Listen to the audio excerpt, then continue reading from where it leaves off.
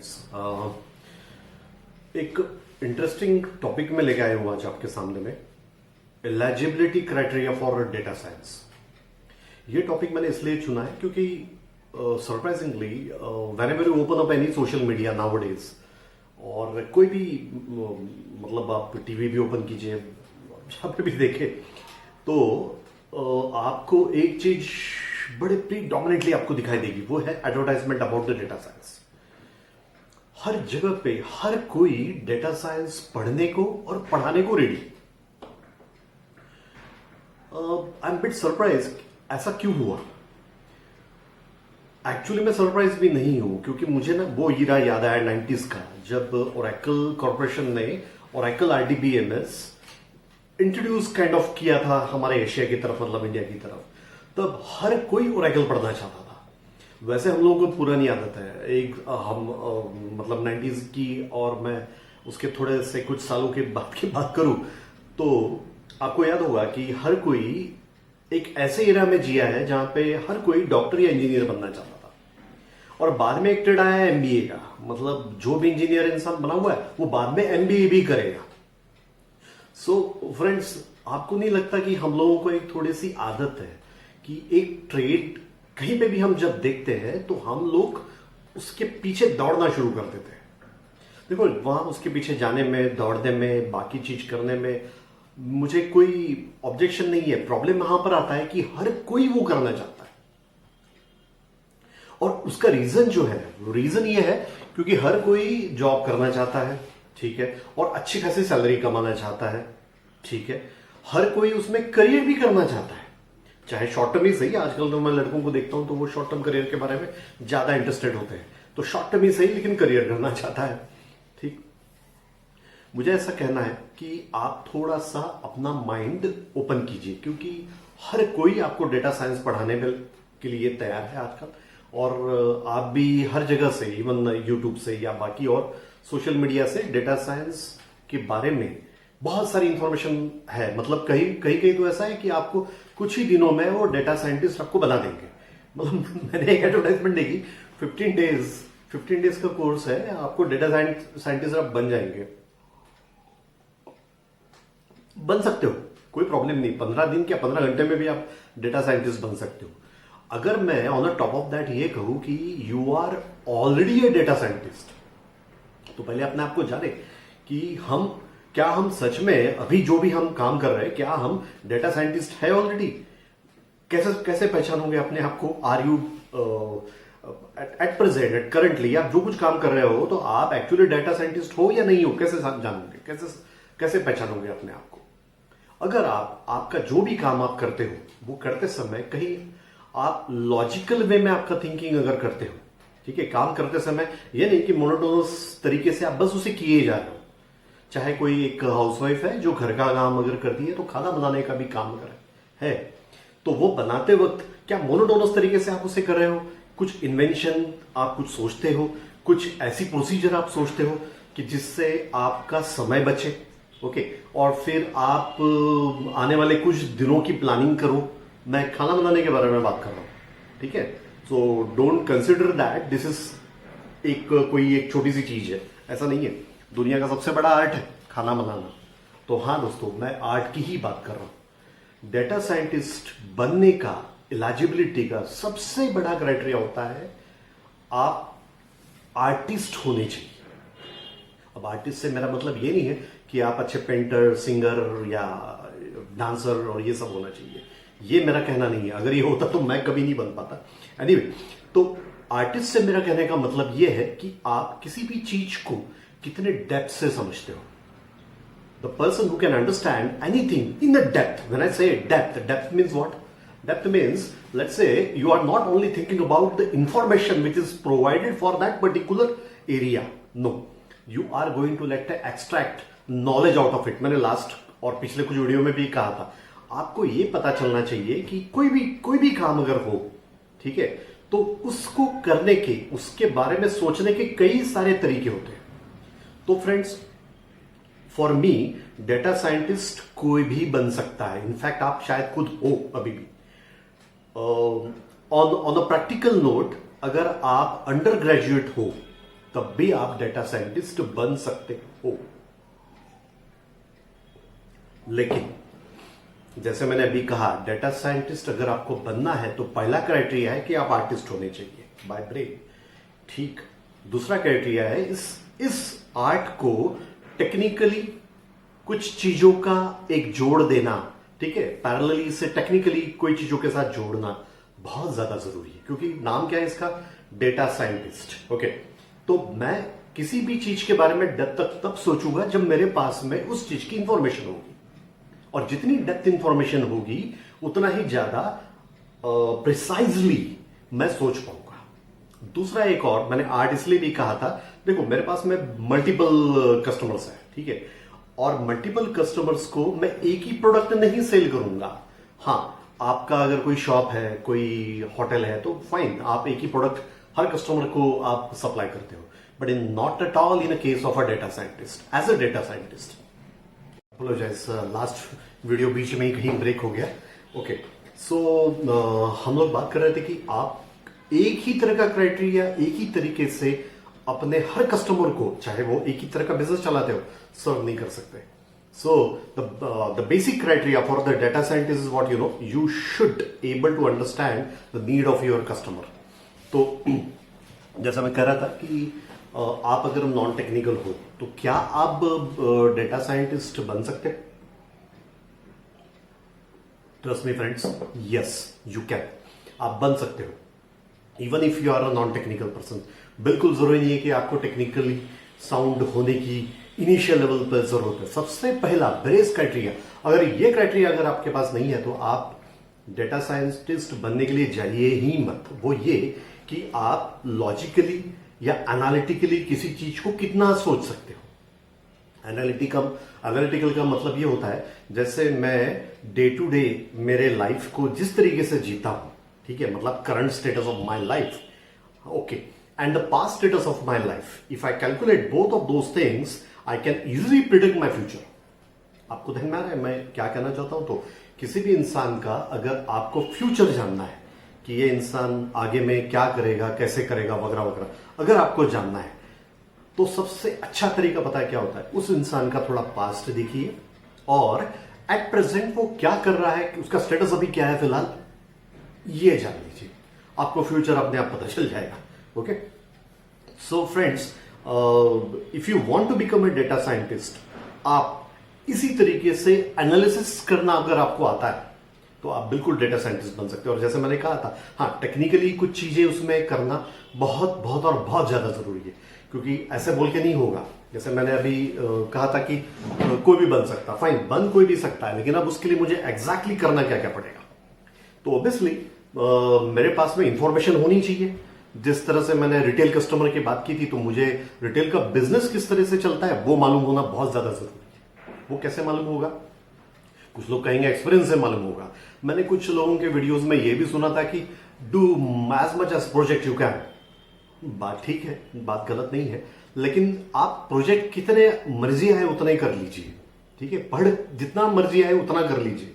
अगर आपने आपका खुद का दिमाग चला के उसमें से सही चीजें अगर एक्सट्रैक्ट नहीं की है तो फिर सब कुछ वेस्ट है।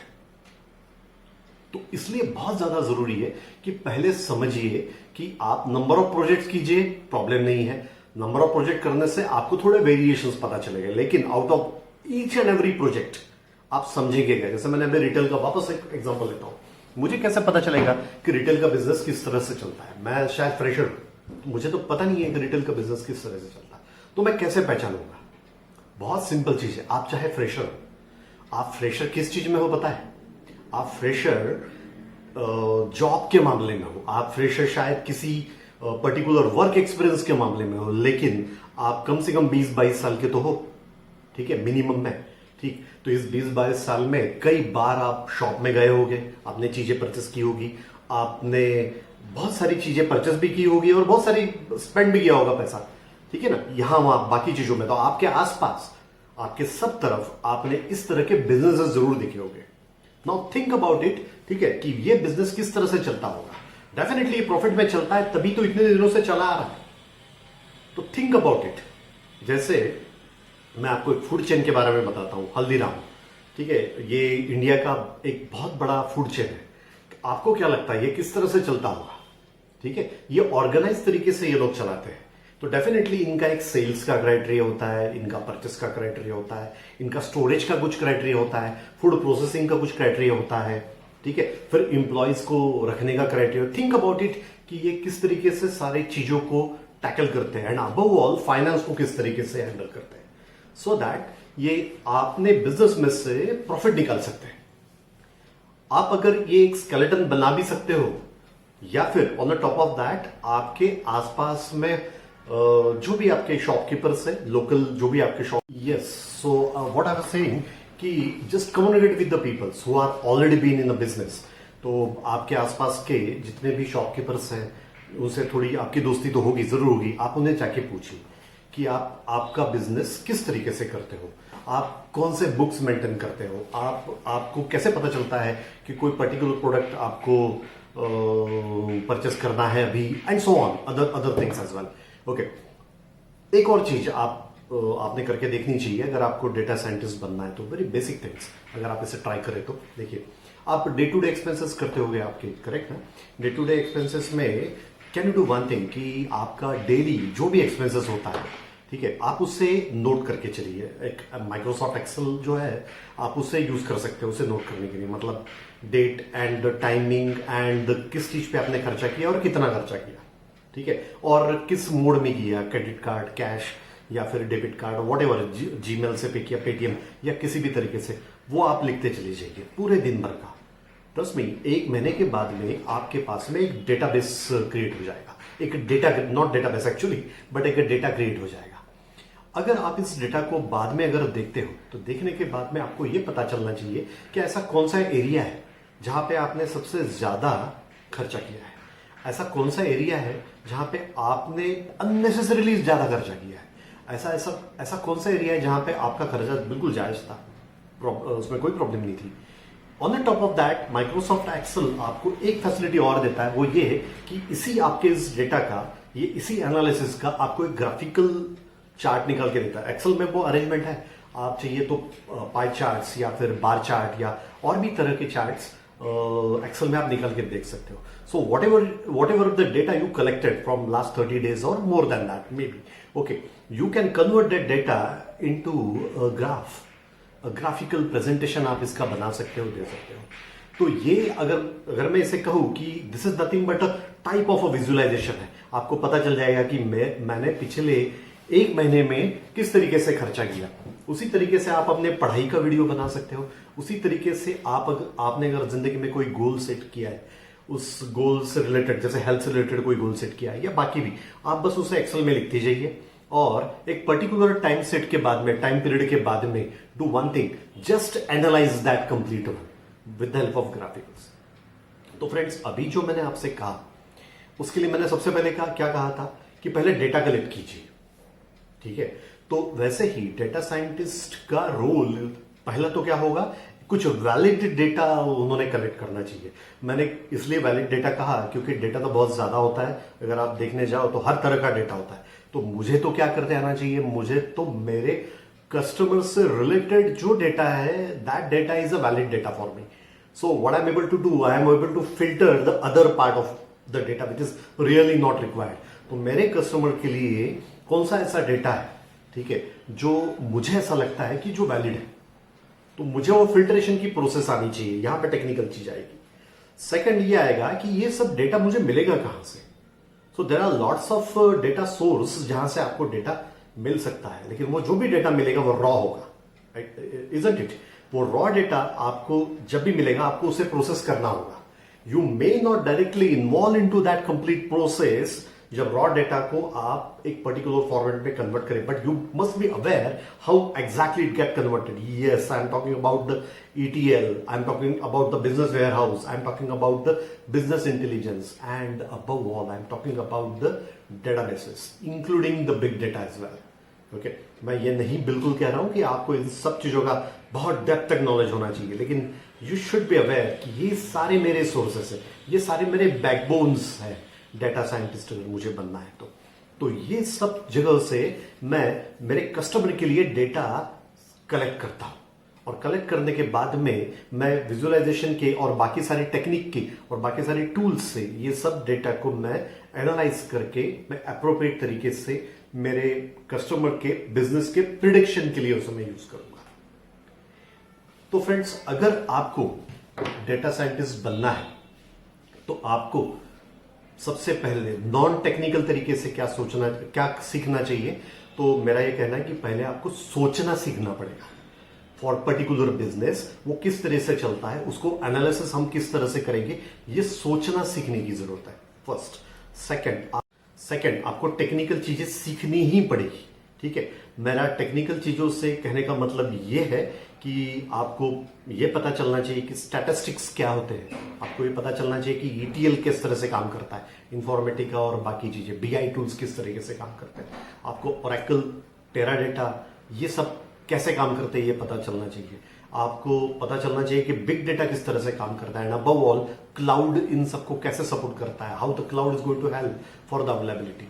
तो आप क्लासेस लगाना है जरूर लगा दीजिए, मैं भी क्लासेस कंडक्ट करता हूं, यू आर वेलकम। ओके, लेकिन आप वहां क्लासेस लगाइए, आप ये चीजें जहां पे पढ़ सकते हो इस तरह से लगाइए, क्योंकि आप जब डेटा साइंटिस्ट बन जाओगे तो डेटा प्रिडिक्शन के अलावा, ये जो कुछ मैंने कहा प्रिडिक्शन के लिए कहा था, डेटा प्रिडिक्शन के अलावा आपको 3 मेजर एक्टिविटी पे भी ध्यान देना होगा।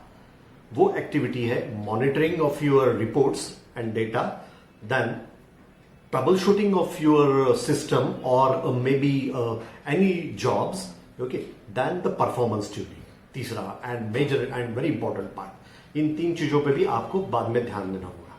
तो ये अगर सारी चीजें आप 15 दिन में सीख सकते हो, मोस्ट वेलकम। 15 घंटे में भी सीख सकते हो, most welcome. It is up to you कि आप ये कितने फास्ट सीख सकते हो। लेकिन दोस्तों, आर्ट को सिखाने का कोई तरीका नहीं होता। सो data scientist is a art, ये आपको कोई नहीं पढ़ा सकता।